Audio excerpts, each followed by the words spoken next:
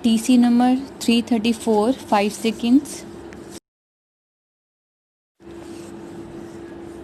Start.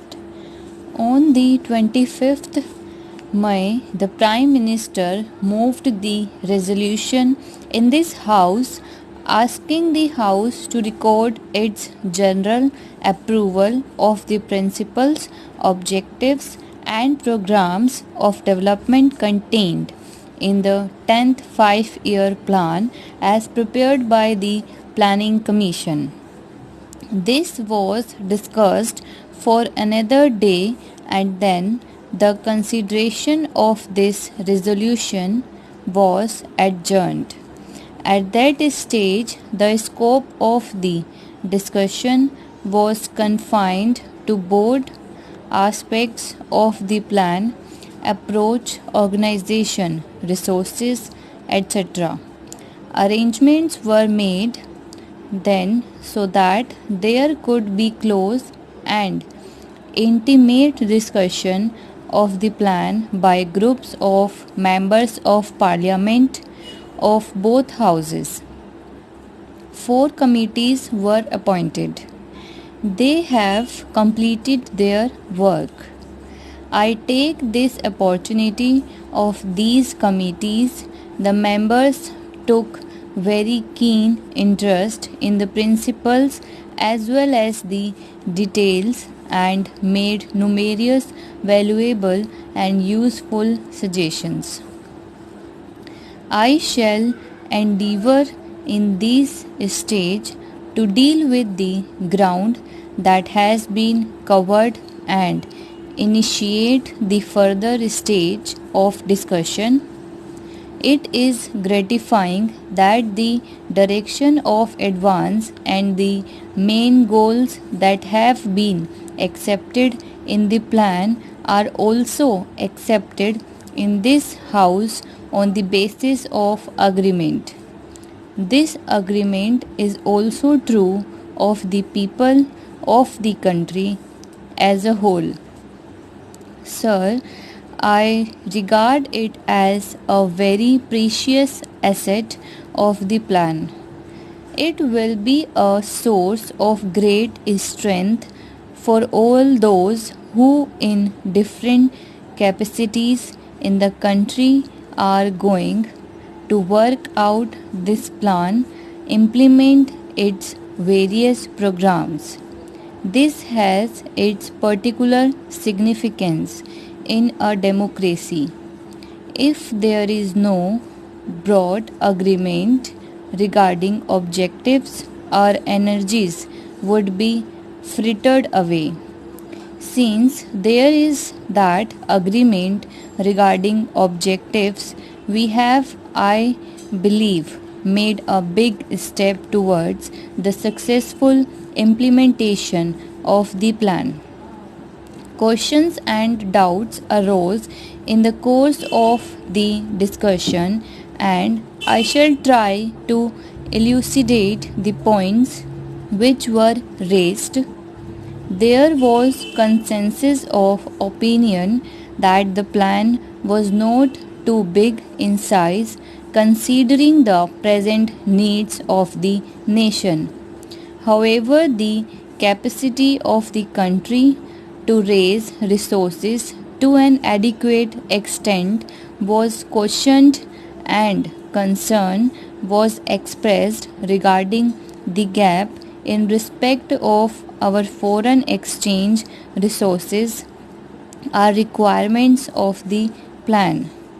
In the same context, there was a lengthy discussion about the trained personnel for the successful execution of the plan.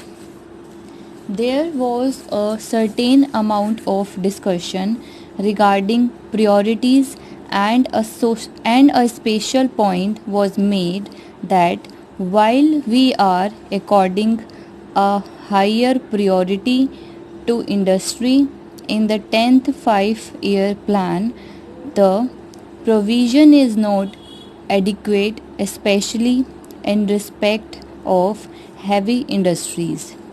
Further, it was stated that the provision for transport is out of step with the requirements of traffic which will be generated in the course of the implementation of the plan.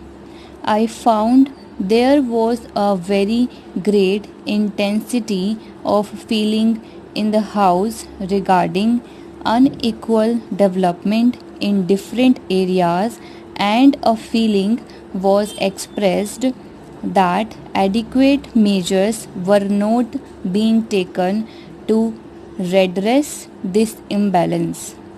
The position, according to some members, was the same in respect of the question of rural areas, urban areas. Before I take up these questions, I would, if you would permit me, sir, like to say something about the ninth 5-year plan and incidentally about our approach to the entire problem of economic development. This question of ninth 5-year plan figured fairly prominently in the discussion in the House. Members offered their own assessment of the achievements of the plan and of the no claim is made that those achievements were very spectacular. In fact, as one honorable member pointed out, the report itself does not make any exaggerated claims.